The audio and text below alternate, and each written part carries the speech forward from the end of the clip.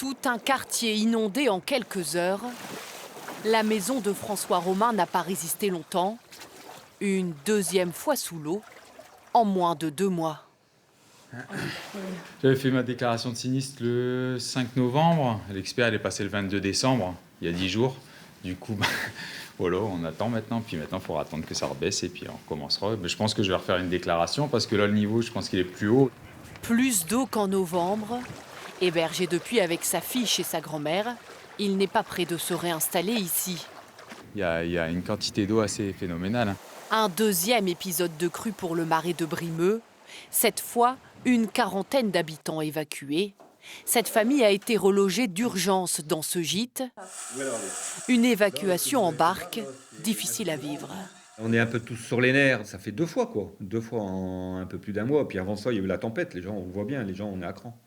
On est à cran, on n'arrive plus à ne serait-ce que entendre quelle idée d'habiter là, ça énerve, les gens ne se rendent pas compte.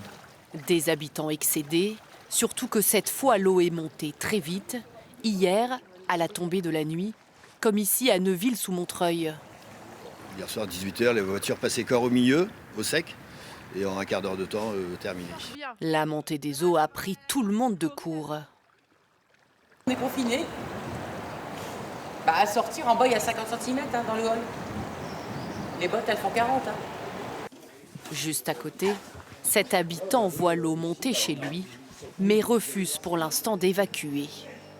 C'est un peu de main-d'œuvre qui est arrivée pour me donner un coup de main en catastrophe pour remonter sur les parpaings, les meubles, les électroménagers et compagnie. Pour pas tout reperdre. On commençait seulement à sécher la maison. Le moral, le moral, c'est dur. C'est dur, et puis on n'a pas de solution. Difficile aussi pour les professionnels. Cette pharmacie n'a même pas eu le temps de rouvrir entre les 2 crues.